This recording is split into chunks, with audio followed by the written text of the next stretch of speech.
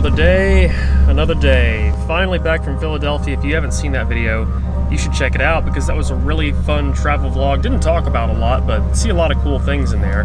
But today I'd like to talk about something else. June 18th, 2017. That is when I published a video called Nashville Vlog Father's Day.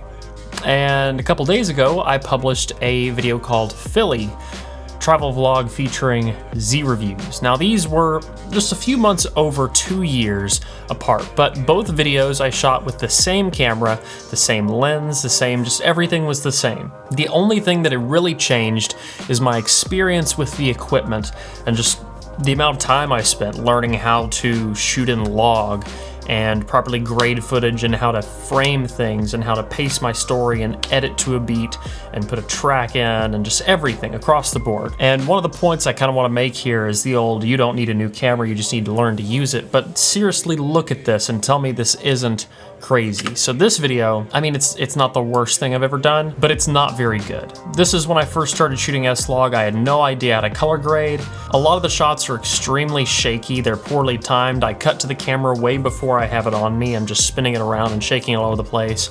I'm not shooting as wide as I could because I'm just holding it right here in front of my face. I'm awkward on camera. I'm not looking at the camera when I'm talking to it. And a lot of things I'm saying, I mean, like there is a point to the video, but a lot of stuff I'm saying is just fluff. And a lot of this B-roll, I'm not really capturing anything in particular. You can tell I'm just pointing the camera around in different directions and it just kind of shakes, and it's not very intentional or specific. And I was just having fun with it. A lot of shots are either overexposed or underexposed. I didn't set white balance right. And then you compare to this video, the Philly video, it's not perfect, but this is still a night and day difference. A lot of the shots have better framing. There's still a lot of shaky shots in here, but they're a lot less shaky.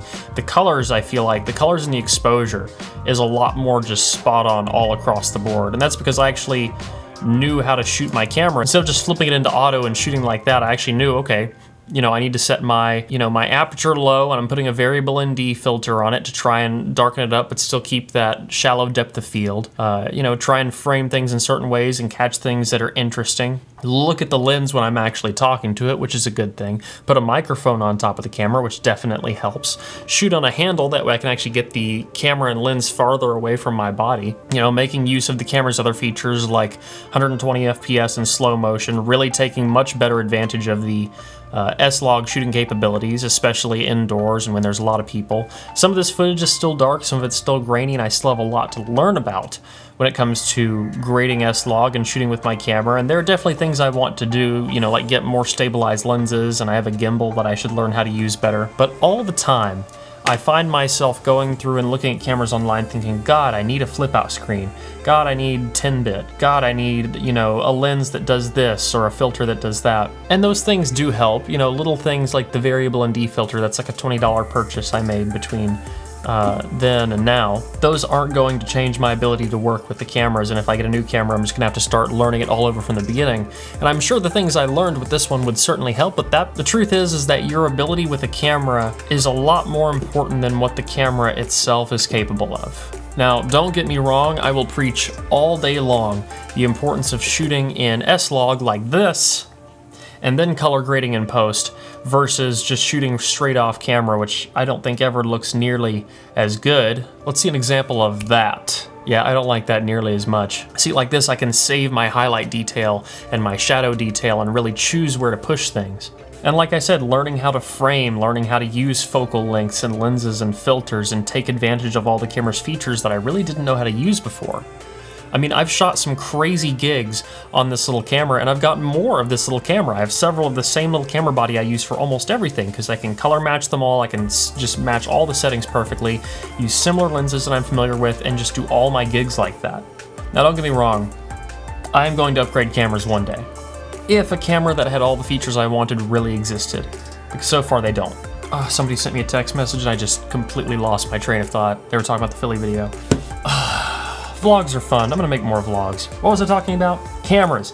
There is not a camera out there that has every feature I want.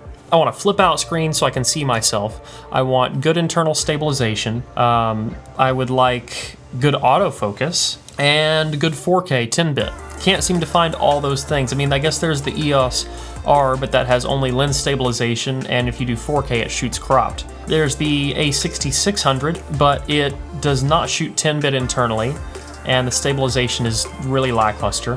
The GH5, I think, is the closest thing to the perfect camera, but it doesn't have good autofocus, and as a result, I have just stuck with the A6300 for years. And I've learned to mitigate the problems it has. Like right now, I'm shooting it on a rig. Here, you know what, I'll turn my phone on so you can kind of see what I'm talking about. Look at that, it's on a rig, there's a battery on the side, there's a fan on the back to keep it cool because these overheat, so I'm shooting 4K. That's keeping it powered because the battery's very small. This is so I can see myself. And that's to keep it cool, like I said, because it overheats. And this setup works. I've rigged up several like this with handles, screens, batteries, and fans on them, and I shoot gigs like that, and I shoot vlogs with this giant monstrosity just on a handle. But I could shoot it with just the camera too, and it would be fine. The point is, learn the equipment you have, because it'll make you a better filmmaker in the long run. Because I think if I ever actually make like a big film, I'm gonna try, unless I just get crazy stupid budget, I'm gonna try and make it on the camera that I've learned to love. And then go broke getting an Arri Alexa, because God, those colors are amazing. If you're into cameras, if you're into film, let me know. I really want to do a video talking about my top picks for cinema cameras and for cameras that are great for people getting into filmmaking. So if you want to see that, like down below and a comment letting me know. But otherwise, stick around and subscribe because I'm going to be talking about stuff like this more in the future. But until the next one, guys, peace.